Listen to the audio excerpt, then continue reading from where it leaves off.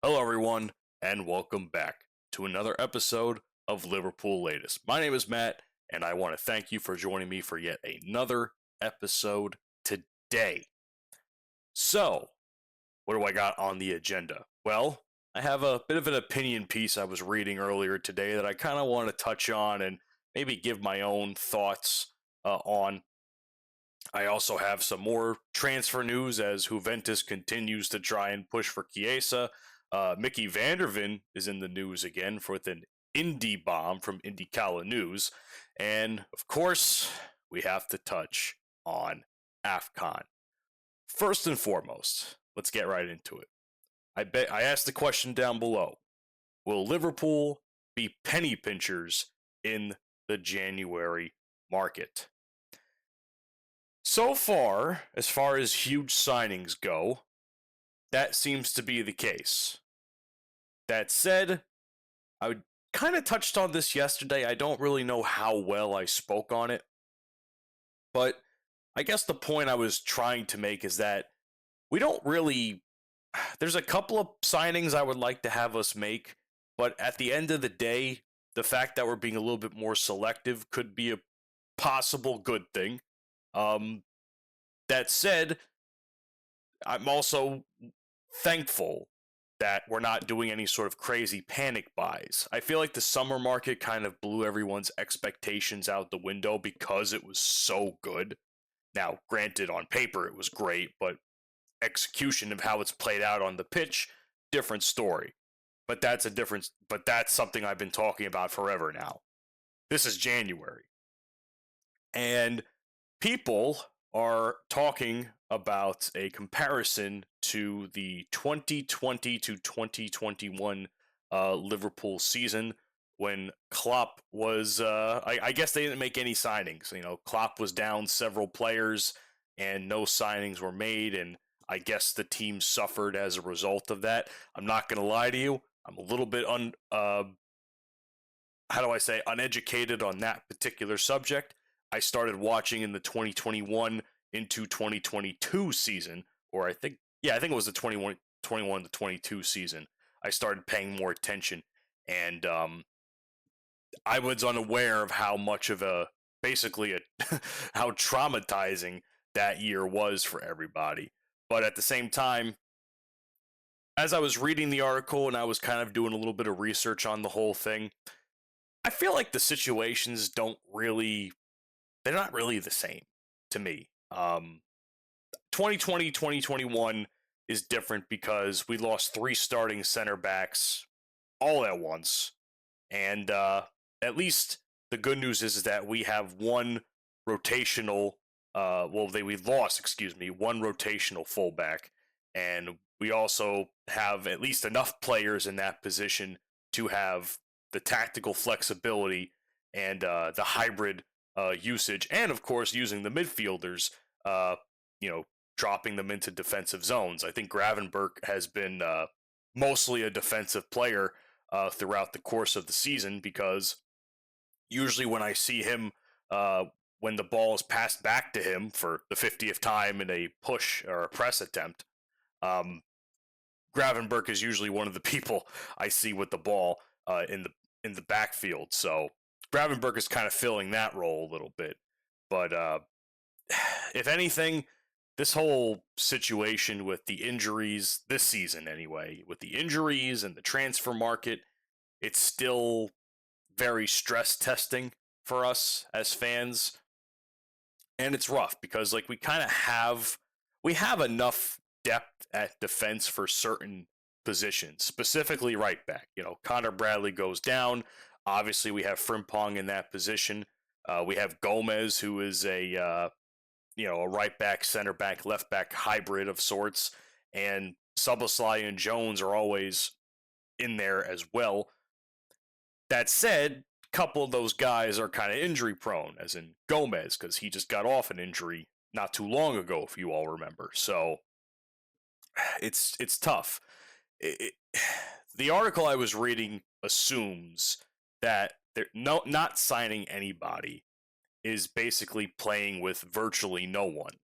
And I agree and disagree with that statement the good news is in certain positions we have enough redistribution or enough depth to redistribute the roles with everyone.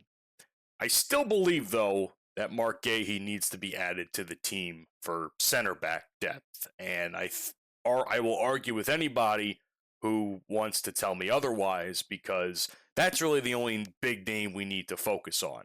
And I've been seeing little bits and pieces, whether it's like Gahey had a conversation with Liverpool recently, apparently, that he wants to sign. City's in the mix. Those are the two teams that I've been reading in the headlines, and whether there's any validity to it is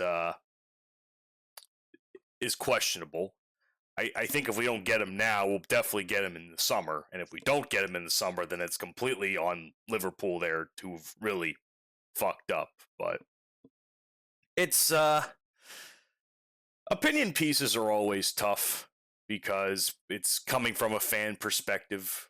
And again, I wasn't a fan during that time where in the time that this article I was reading is talking about.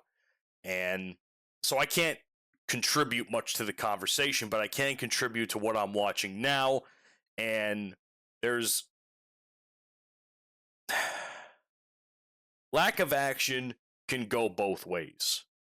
It could be, hey, we have enough depth to where we can feel comfortable enough playing who we have, or do we sign somebody, or do we sign somebody and it's a mess because they don't mesh with the team for whatever reason.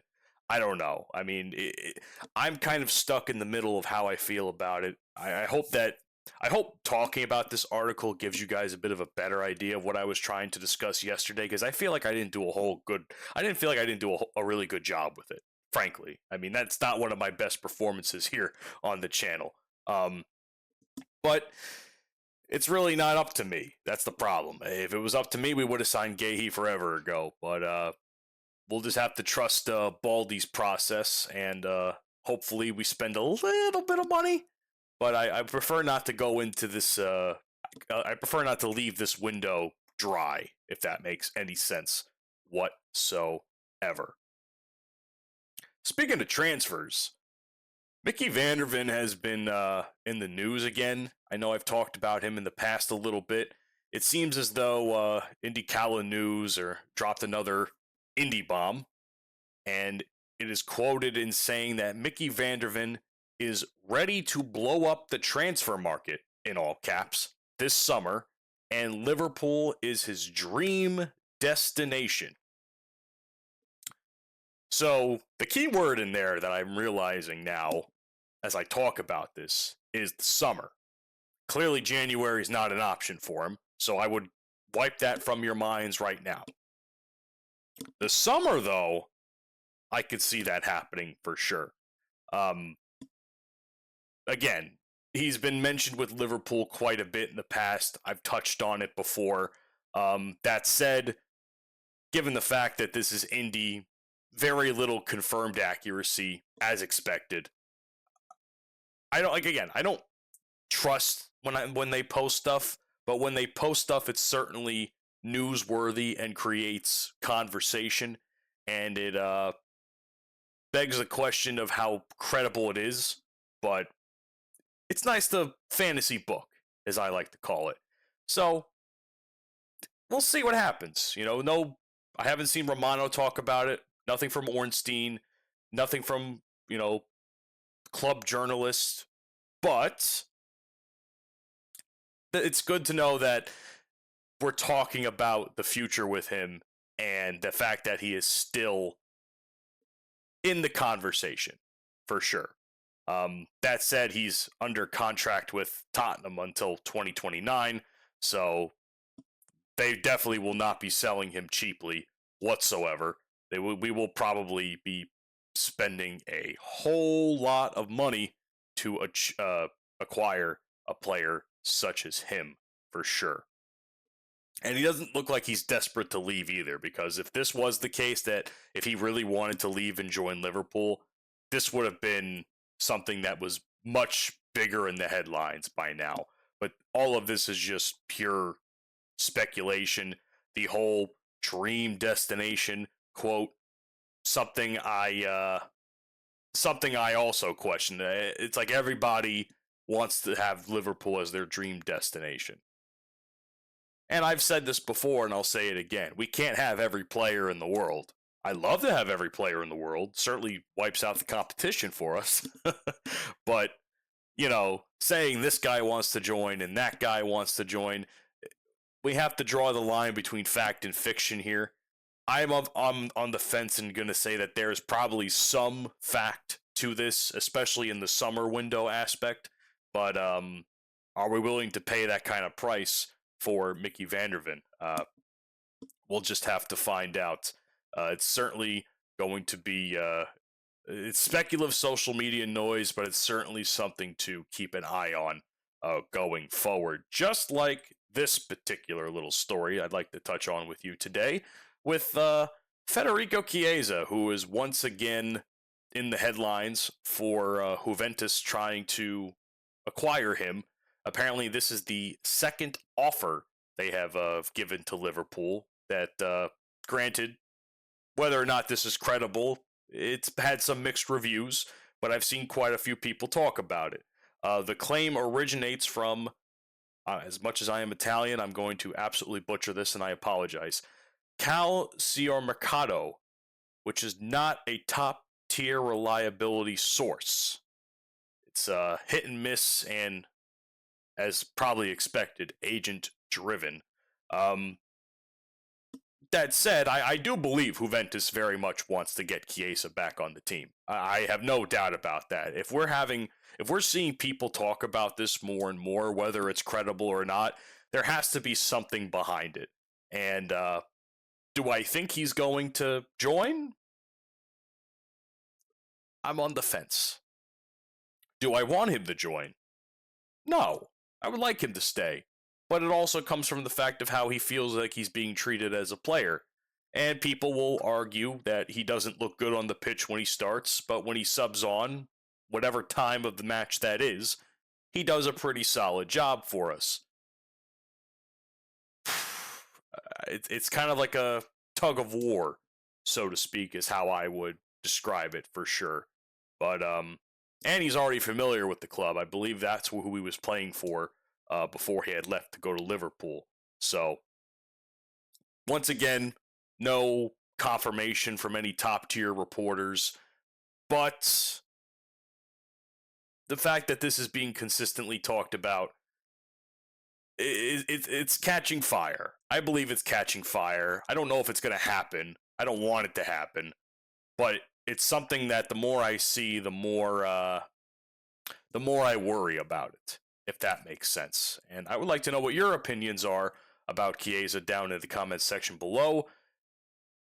Let's take the sentimentality out of it. We all love Chiesa, but let's look at this objectively and ask ourselves, is this the right move for Liverpool? And is this the right move, most importantly, for Chiesa? And I rest my case on that. Last but certainly not least, Salah versus Mane. Two Liverpool legends of a similar and yet different time, all in one. 2/3 of probably one of the most creative offense we have had in recent time. Bobby Firmino being the other party involved with that, and it's a sad day. Unfortunately, Egypt has lost in the semifinals of the AFCON tournament to Sadio Mane's Senegal team. And when I was keeping track of the match as best I could while I was at work, and as I was seeing it up on the computer screen, the manager's computer, mind you, because I'm a naughty boy sometimes, I saw that Mane had scored, and immediately my heart sank because I wanted this for Mo so fucking bad. However, I was also really happy for Mane because he is, without a shadow of a doubt, and as far as recent players go, a legend in his own right with Liverpool. and is certainly admired and beloved by many of us fans, personal controversies aside, because I've read some stuff about him that's very awkward, to say the least. But yes, Senegal has defeated Egypt. I'm sad for Mo. He looked broken up about it on the photos I've seen on social media. That said, I am of the opinion that without Mo, Egypt wouldn't have made nearly as well of a run as they did. I read some sort of statistic earlier today, uh, during and before the match, that Egypt has 3 total players in the Premier League on that level. And Senegal, I think their entire team in some capacity is involved with the Premier League. So, obviously, as I've been making the joke for the last couple of times we've mentioned Egypt and AFCON, it's essentially Mo Salah leading a bunch of taxi drivers and Uber drivers to a hopefully continent-wide championship. Unfortunately, that's not the case. That said, the good news out of all of this is that Mo's coming back sooner than we maybe would have liked, because we would have wanted him to win. But the fact that he's back now, when we're already very much struggling on the striking aspect of things, I feel a little bit more relieved. Frankly, I thought this day would never come. But regardless, all love to Mo, the Egyptian king, taking his country to not only a semifinal this year, but apparently a final last year too, which is impressive. So anyone who decides they want to disrespect Mo Salah can kick rocks. That man is the face of Egyptian football. He might as well be one of the faces of African football in general, but he's certainly the face of Egyptian football. That is without a shadow of a doubt. So, as for Sadio Mane, though, I hope he wins. They're facing Morocco in the final, and I would want nothing more than a former Liverpool player to get the win in this. So, obviously, I will try to do my best to cover it as the game comes on. And congratulations to Mane and his team for making the finals, and big ups to him for scoring the goal that took him to the finals, because it was very much scoreless up until the 79th minute of the match. And when I tell you, I was looking at the stats as it was going on, and Senegal was dominating Egypt in every way, shape, and form you possibly could imagine from when I was paying attention to it. So, yeah, I think in my opinion, it was a matter of time before somebody on Senegal scored. It just so poetically happened to be a former player and a friend of Mo Salah's. So that is my take for Liverpool Latest today. I appreciate the fact that you guys are here. Thank you so much for watching. Leave a like on the video if you enjoyed, and comment down below your thoughts on everything I've talked about today. And if you enjoy and you want to see more, please hit the subscribe button. Certainly helps me out, helps Fan Arch out, trying to grow not only this brand, but the overall brand of the company. So, all love, as always. And, Mo, you'll never walk alone, buddy. We'll see you back on the pitch soon.